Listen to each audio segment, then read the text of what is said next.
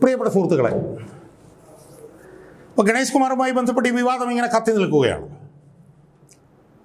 ഗണേഷ് കുമാറുമായി ബന്ധപ്പെട്ടുള്ള ഈ വിവാദം കത്തി നിൽക്കുമ്പോഴും ഗണേഷ് കുമാർ ഊറ്റം കൊള്ളുന്നത് പത്തനാപുരത്തെ വോട്ടർമാരെ ഓർത്തുകൊണ്ടാണ്.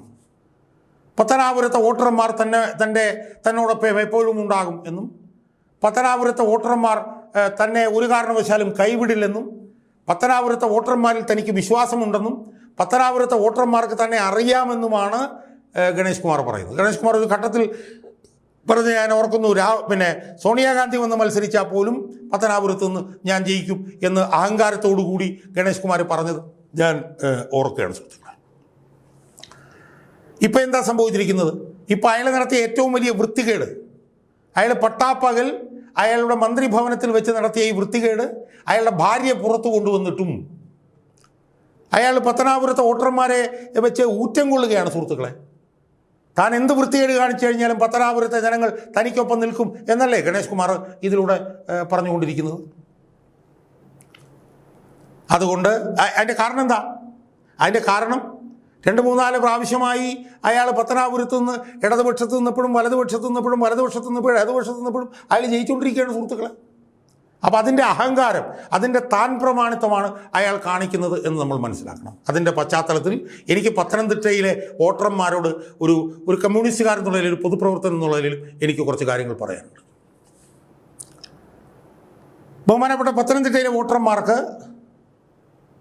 താൻ എന്തോ വികസന പ്രവർത്തനം അവർക്ക് വേണ്ടി നടത്തി, താൻ അവർക്ക് വേണ്ടി കോടിക്കണക്കിന് ഇവിടെ വികസന പ്രവർത്തനം നടത്തി എന്നൊക്കെയാണ് ഗണേഷ് കുമാർ അവകാശപ്പെടുന്നത്. ആയിരിക്കാം, അല്ലതൊന്നും ഞാൻ പറയുന്നില്ല. കാരണം 3-4 പ്രാവശ്യമായിട്ട് തുടർച്ചയായിട്ട് ജയിച്ചുകൊണ്ടിരിക്കുകയാണ്. കുറേ വികസന പ്രവർത്തനങ്ങൾ നടത്തിയിട്ടുണ്ടാവാം.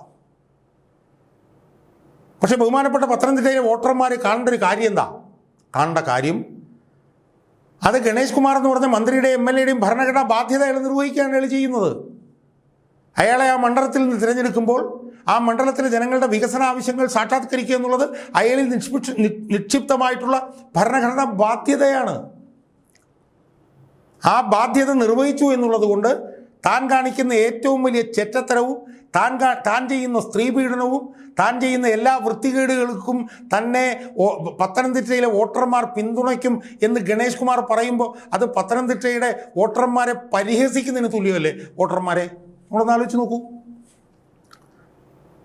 അയാൾ എന്താ കഴിഞ്ഞ ദിവസം പറഞ്ഞത്? എനിക്ക് 5000 പ്രണയങ്ങളുണ്ടെന്നാണ് പറഞ്ഞത്.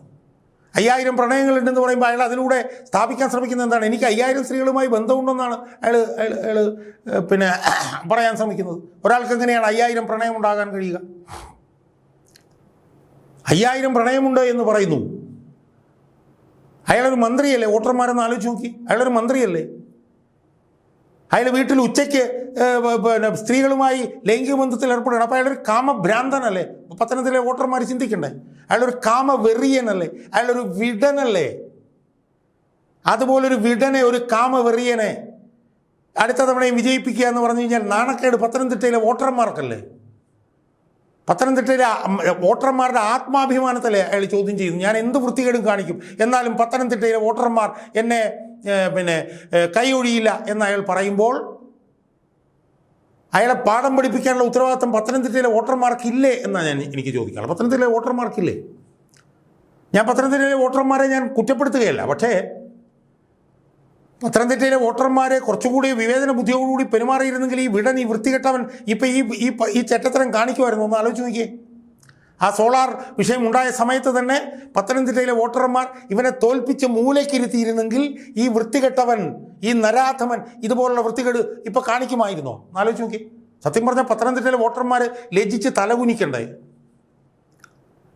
പത്തനംതിട്ടയിലെ വോട്ടർമാർ ജയിപ്പിച്ച് വിട്ട ആൾ എന്താ ചെയ്യുന്നത്? ഉച്ചയ്ക്ക് 2 മണിക്ക് വീട്ടിൽ കിടന്ന് സ്ത്രീകളുമായി ലൈംഗിക വീഴ്ചയിൽ ഏർപ്പെടുകയാണ്. പത്തനംതിട്ടയിലെ വോട്ടർമാരൊന്ന് ചിന്തിച്ച്, നിങ്ങൾക്ക് ഇതിൽ പരം നാണക്കേടുണ്ടോ? നിങ്ങൾ ജയിപ്പിച്ചു വിട്ട ആൾ നിങ്ങളുടെ താല്പര്യം സംരക്ഷിക്കുന്നതിന് വേണ്ടി പെണ്ണുങ്ങളെ ഭോഗവസ്തുവായി ഉപയോഗിച്ചുകൊണ്ട് പെണ്ണുങ്ങളെ പീഡിപ്പിക്കുക ചെയ്തുകൊണ്ടിരിക്കുന്നത്. ഇത് നിങ്ങൾക്കല്ലേ പത്തനംതിട്ടയിലെ വോട്ടർമാരെ നാണക്കേട്?